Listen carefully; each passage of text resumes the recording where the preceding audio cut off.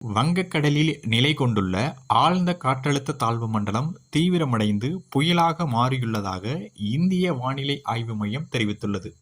இந்த புயலுக்கு திட்வா என பெயரிடப்பட்டுள்ளது. சென்னை, கடலூர், நாகை, எண்ணூர், காட்டுப்பள்ளி, புதுச்சேரி, காரைக்கால் ஆகிய 7 துறைமுகங்களில் 1ஆம் எண் புயல் எச்சரிக்கை கூண்டு ஏற்றப்பட்டது. அதேபோல் பாம்பன், தூத்துக்குடி ஆகிய 2 துறைமுகங்களில் 3ஆம் எண் புயல் எச்சரிக்கை கூண்டு ஏற்றப்பட்டுள்ளது என வானிலை ஆய்வு மையம் தெரிவித்திருந்தது.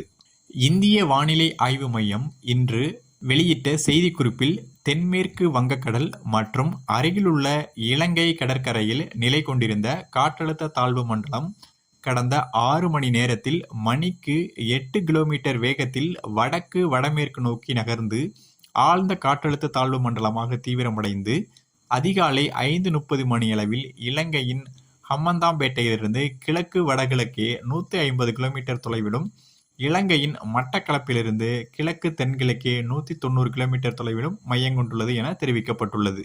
மேலும் இது அடுத்த 12 மணி நேரத்தில் தென்மேற்கு வங்கக்கடல் மற்றும் இலங்கையை ஒட்டியுள்ள பகுதிகளில் வடக்கு வடமேற்கு திசையில் நகர்ந்து மேலும் தீவிரமடைந்து புயலாக மாற வாய்ப்புள்ளது என்றும் கூறப்பட்டுள்ளது. அதன் பிறகு அடுத்த 48 மணி நேரத்தில் தென்மேற்கு வங்கக்கடல் மற்றும் இலங்கையை ஒட்டியுள்ள கடற்கரை வழியாக வடக்கு வடமேற்கு திசையில் நகர்ந்து வட தமிழ்நாடு, புதுச்சேரி மற்றும் தெற்கு ஆந்திர பிரதேச கடற்கரையை நோக்கி நகர வாய்ப்புள்ளது என இந்திய வானிலை ஆய்வு மையம் தெரிவித்துள்ளது. தமிழகத்தில் டிசம்பர் 1ஆம் தேதி வரை பரவலாக மழை பெய்யும் என்று வானிலை ஆய்வு மையம் கணித்துள்ளது. அடுத்த 4 நாட்களுக்கு மாநிலத்தில் கனமழை முதல் மிக கனமழை பெய்யக்கூடும் என்று, ஆங்காங்கே அதி கனமழை பெய்யக்கூடும் என்றும் தெரிவிக்கப்பட்டுள்ளது. வரும் சனிக்கிழமை மற்றும் ஞாயிற்றுக்கிழமை மாநிலத்தின் சில பகுதிகளில் அதி கனமழை பெய்யக்கூடும் என்றும் எச்சரிக்கப்பட்டுள்ளது.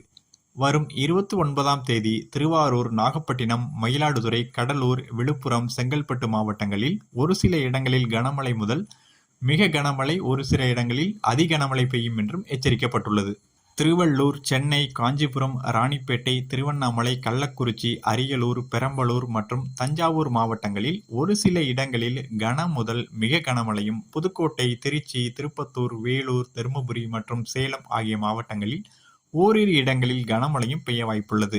வரும் 30ஆம் தேதி திருவள்ளூர் மாவட்டத்தில் ஓரிரு இடங்களில் கனமழை முதல் அதி கனமழை பெய்யும் என்று, சென்னை, செங்கல்பட்டு, காஞ்சிபுரம், ராணிப்பேட்டை ஆகிய மாவட்டங்களில் ஓரிரு இடங்களில் கன முதல் மிக கனமழை பெய்யக்கூடும் என்றும் எச்சரிக்கப்பட்டுள்ளது.